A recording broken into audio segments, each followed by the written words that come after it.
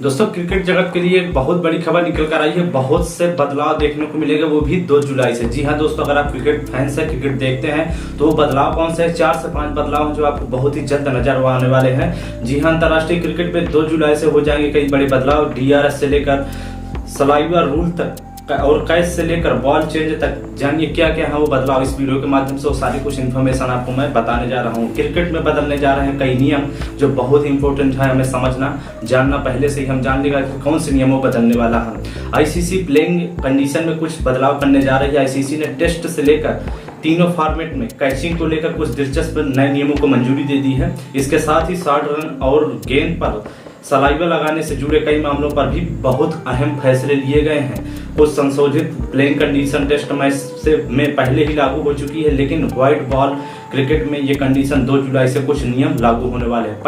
पहला जो नियम है सलाइवा रूल। जी हाँ दोस्तों, ICC ने गेंद पर सलाइवा लगाने से पहले से ही भारतीय सभी टीमों पर प्रतिबंध लगा रखा है।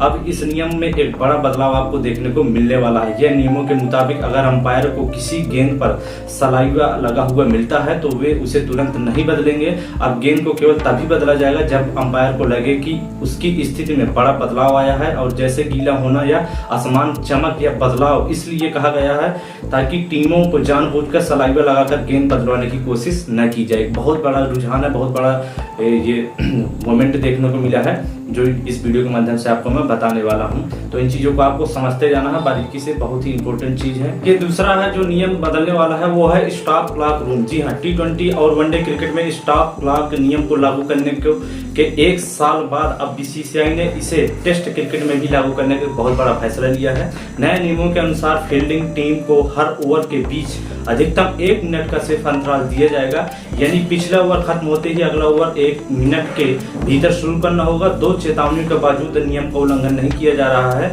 उल्लंघन जारी रहता है बार बार, तो हर बार टीम के 5 रन का जुर्माना भी लगाया जाएगा। 80 ओवर पूरे होने के बाद ये चेतावनी रिसेट हो जाएंगी। यह नया नियम केवल 2025 से 27 वर्ल्ड टेस्ट चैंपियन के दौरान लागू रहेगा। 60 रन का रूल, ये भी बहुत बड़ा एक चेंज हुआ है। ICC ने 60 रन को लेकर एक अहम बदलाव किया है। और जो अगला नियम है वो आपको बता दें DS का प्रोटोकॉल। जी हाँ दोस्तों, ICC ने DRS प्रोटोकॉल में एक अहम बदलाव किया है। पहले बल्लेबाज को कैच आउट दिए जाने पर वह रिव्यू लेता था, तो अल्ट्रा एज के जरिए यह साबित होने के कि गेंद बल्ले को छुए बिना पैड से टकराई तो सिर्फ कैच की समीक्षा होती थी। कैच आउट ना हो तो बाकी अपील जैसे LBW के लिए डिफॉल्ट निर्णय नॉट आउट होता था। नए नियम के तहत अब कैच आउट की समीक्षा के दौरान अल्ट्रा एज यह दिखाता है कि गेंद बल्ले से नहीं लगी और पैड से टकराई है, तो टीवी अंपायर अगला संभावित आउट मोड भी जांचेगा। अगर बल्लेबाज LBW चेक में आउट है तो उसे पवेलियन लौटना निश्चित होगा। और फिर अगली जो नियम की बदलाव हुई है वो है 2 अपील का रूल। जी हाँ, ICC ने अंपायर और खिलाड़ी द्वारा लिए गए रिव्यू की प्रक्रिया जो है ICC के द्वारा अंपायर और खिलाड़ी के द्वारा लिए गए रिव्यू की प्रक्रिया में भी एक बहुत बड़ा बदलाव किया है। पहले टीवी अंपायर दोनों रिव्यू पहले अंपायर का और फिर खिलाड़ी के विचार करता था, भले ही घटना में ही बल्लेबाज आउट क्यों ना हो गया हो। लेकिन नए नियम के अनुसार अगर पहली घटना में ही बल्लेबाज आउट हो जाता है तो गेंद को डेड घोषित कर दिया जाएगा और दूसरी अपील की समीक्षा नहीं की जाएगी।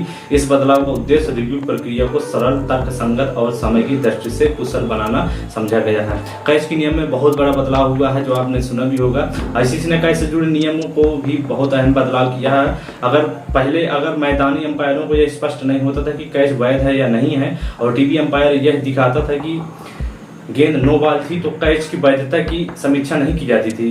नो बॉल की अगर कैच का सही लिया गया है तो बल्लेबाज टीम को नो बॉल के लिए सिर्फ रन मिलेगा। अगर कैच सही नहीं लिया गया है तो नो बॉल के साथ साथ बल्लेबाज द्वारा दौड़कर जो रन बनाए गए हैं वो भी गिने जाएंगे। तो यहाँ पर बहुत ही नया बदलाव है और जो कैच की वैधता जांच की जाएगी, भले ही गेंद नो बॉल हो या ना हो, लेकिन उसकी पूरी जांच होगी बाउंड्री लाइन पर और पूरा कैच देखा जाएगा। ये बदलाव हुआ है। और अन्य बड़े बदलाव हुए हैं यहाँ पर।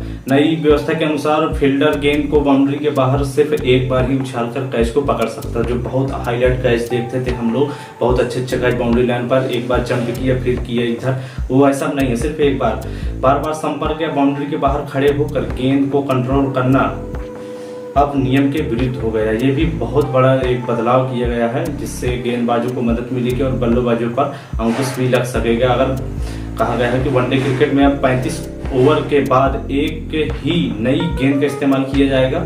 इससे डेथ ओवर में तेज गेंदबाज को ज्यादा स्विंग और बाउंस मिलने की संभावना बढ़ेगी, जिससे गेंदबाज को मदद मिलेगी और बल्लेबाजों को अंकुश लगा सकते हैं। तो ये बड़े बदलाव हैं, इन चीज़ों को आप समझ गए हो तो वीडियो को लाइक और चैनल को सब्सक्राइब करें। कैसी ये बदलाव लगे जरूर कमेंट बॉक्स पर बताएं। नमस्कार।